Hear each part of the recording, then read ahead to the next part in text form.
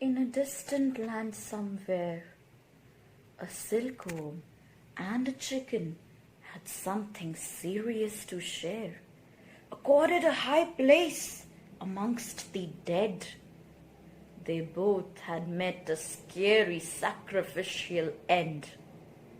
The silkworm and the chicken sat down to speak to each other. The misdeeds of Homo sapiens had left them in a shudder. My little friend, you were gassed alive inside your cocoon for the silky wave, said the chicken with a sigh. My feathered friend, you were ripped and torn apart to satisfy the unduly human hunger, cried the silkworm, wondering why. Shouting out, we have lots to wear and lots to eat, then why only we? Oh no, oh no, we now see that it's not just we.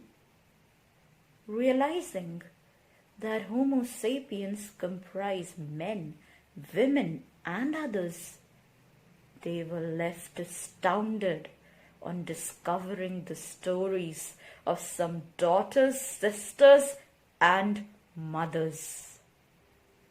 Shaken even in the death, the silkworm said, some men among Homo sapiens unworthy of being called humans. They are nothing but demons. The chicken fluttered and replied in pain, women suffer the same miserable fate as ours, ripped apart, assaulted, and tortured for hours. Roaring in a unanimous voice, they both said, utilized and brutalized by men, women suffer death even before being dead. Saddened by the state of the living world caused by some demonic men, the silkworm and the chicken hoped for the unduly human hunger to end and the world to be a safe den. Hello everyone, I recited my poem, The Silkworm and the Chicken.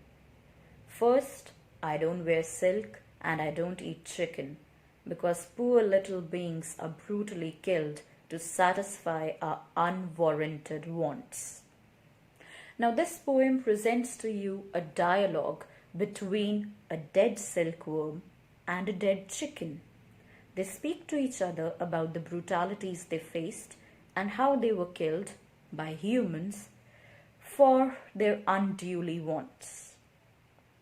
Most importantly, the silkworm and the chicken realize that they are not alone in this devastating process. Some men among Homo sapiens bring misery to the women of their own kind. So, the silkworm and the chicken draw a comparison between the agonies suffered by them at the hands of humans and the similar agonies suffered by women of our own kind. Women are raped and killed by some demonic men in the same manner as silkworms and chickens are. This is the essence of the poem. So now we have debates and discussions doing the rounds. We want rapists to be severely punished. We want them to be hanged to death. We want them to face capital punishment. And we want justice to be served. Yes, we certainly want stringent laws and their effective enforcement. We want better policing and a responsive police force. We want justice to be served at the earliest. We want speedier trials and greater convictions. But all this happens and is supposed to happen post the crime. Why does a rape happen in the very first place?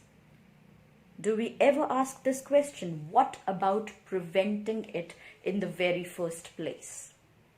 Why does a man become a rapist?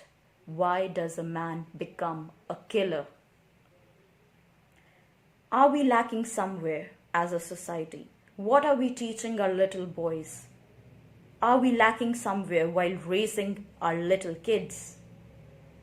What is wrong with the psyche of those men raping girls? We need to ask these questions, and we want these questions answered.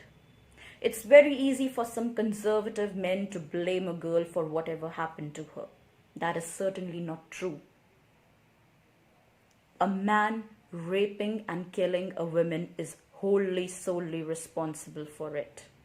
And it is all to do with the psyche of that man. And where does this psyche emerge from? What is wrong with the upbringing? Where are we lacking? My next poem addresses this concern of ours.